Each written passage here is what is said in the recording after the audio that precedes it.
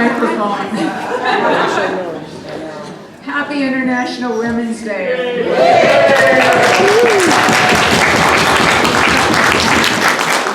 My name is Maxine Reigel, and I'll be chairing the program tonight. I'm a member of Radical Women and also a longtime unionist, member of Teamsters. Welcome everyone to New Freeway Hall on behalf of Radical Women. Radical Women is a grassroots women's organization, and we provide a radical voice within the feminist movement and a feminist voice within the left movement. So we blend those two together. And Radical Women's purpose is to train women to be better leaders and take that message out into the movement as we fight for equality. So you're in the right place for the right message tonight. And our program is Women Workers on the Front Line of Freedom. We have a tremendous panel tonight. And to give you a brief rundown of what the agenda is, we'll have a poetry reading, a couple of poems to start out. I'll give a little history of International Women's Day. That'll be followed by just the tip of the iceberg of International Women's Day, followed by the panel and a chance for discussion afterwards. And I hope you all plan right now to stay around after the discussion and join the bar and have another drink and carry on our conversation. So, but before we start off, let's give a great big thank you to the cooks.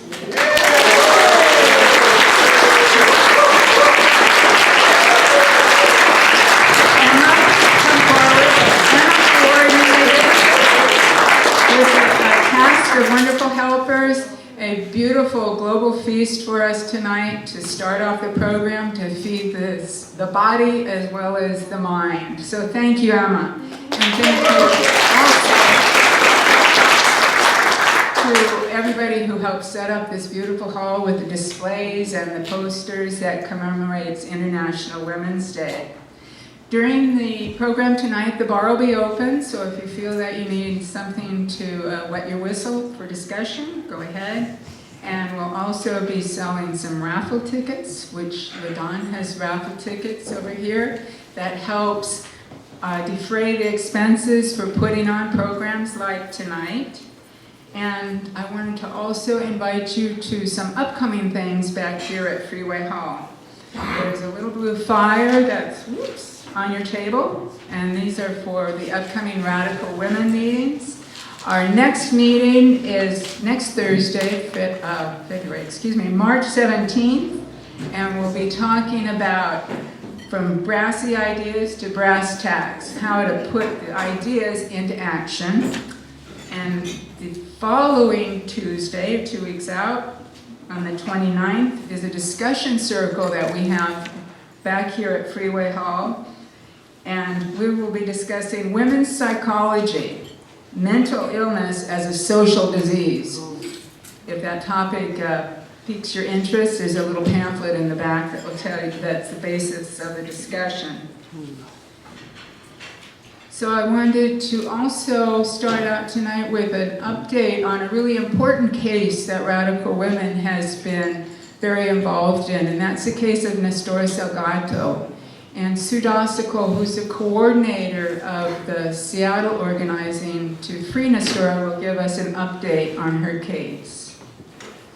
Okay, I think a lot of you know about Nestor Salgado, but if you don't, just briefly, she's a woman who's lived for 20 years in Renton with her family, and she has dual Mexican and U.S. citizenship.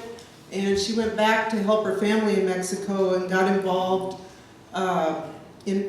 she comes from an indigenous town, and where the cartel violence and the political corruption were making life miserable. So as a result, they started it's an all-volunteer community police force.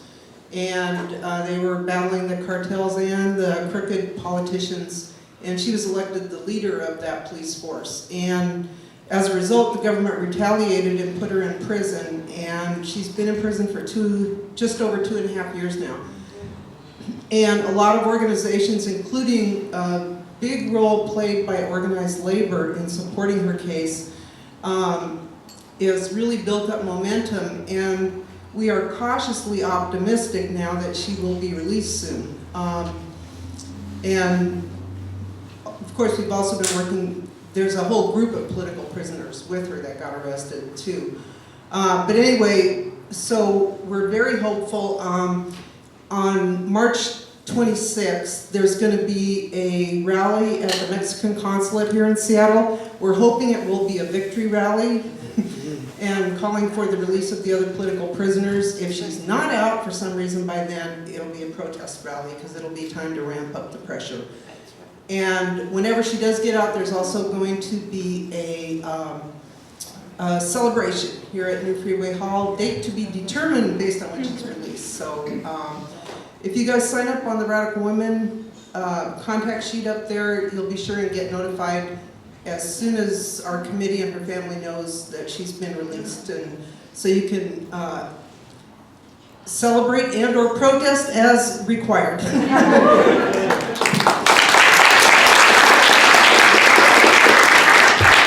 Thanks, Sue.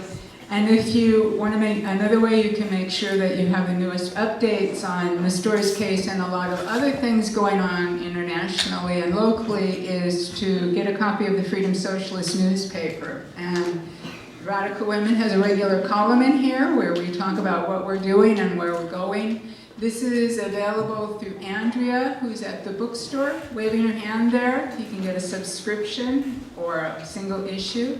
And Andrea also has copies of one of my favorite books, The Radical Women Manifesto, which is the basis for joining Radical Women. So check her out as well.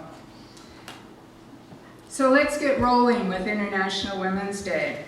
Again, happy International Women's Day. I have to say it is one of my very favorite of all holidays.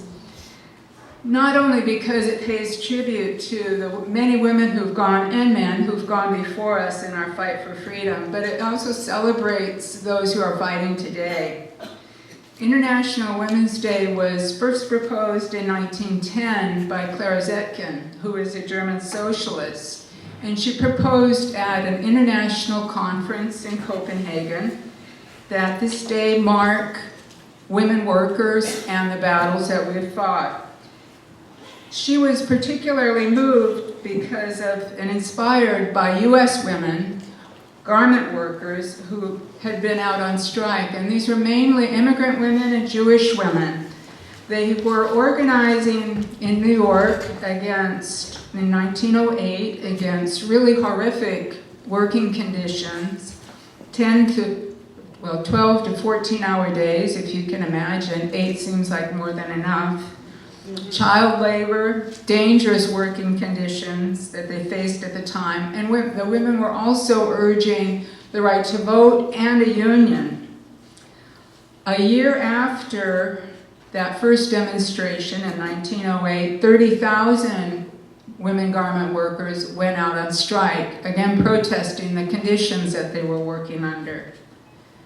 The next year, 1910, 60,000 women in New York went out on strike, and they won a union contract. So that's the power of organizing that we're looking at today. Since then, March 8th has really been a day to celebrate the courage and contribution of working women. And it's also been a time to spark rebellion and justice. And the examples are they're really too many to begin to name tonight through history or even what's going on just currently. But the spirit is really alive today. If you do a quick Google of International Women's Day, you'll see protests from around the world, and just a few that I noticed were women in Cairo, Egypt, who were protesting to demand the release of women prisoners, in Warsaw, Poland, for abortion rights, child care, and decent working conditions. In the West Bank, Palestinian and Israeli activists worked together to talk particularly about the conditions of women. In Italy, the Freedom Flotilla was marked and launched which is a flotilla that set sail for Gaza, woman, with an all-woman crew to bring focus to what is going on in Palestine.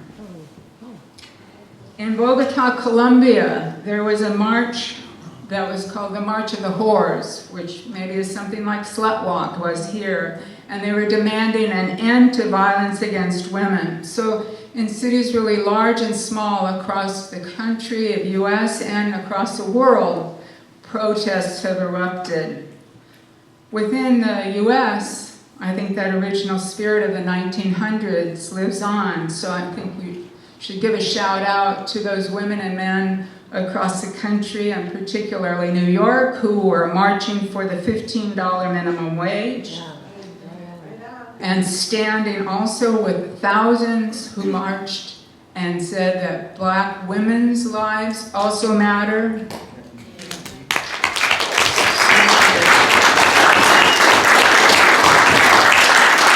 A salute to the immigrant women and transgender people who stood up and are standing up for human rights in the detention centers and who are speaking out against the illegal detention of folks. And a shout out to the people who stood at the Supreme Court and protested once again in 2016 for abortion rights.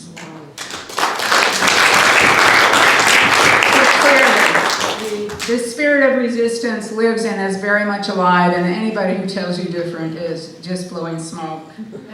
But while we celebrate, it's also a day to commemorate, and remember those who have fallen in this struggle. And I wanted to especially remember Nestora, who is in prison, who is fighting for her life, as Sue said, and the many other women political prisoners, and Berta Caceres, who was murdered this last week in her own home. She was an indigenous organizer in Honduras who was organizing against the hydro companies coming in to dam the rivers that would wipe out her community. And she had been so effective organizing throughout the country that she was murdered in her home. And I think we need to call the US government out on the compliance and the role in that murder.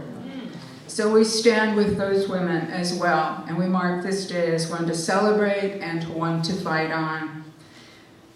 So with that, I think we use International Women's Day to renew, to celebrate, and again to commit our lives to that best struggle of all, and that's the fight for freedom.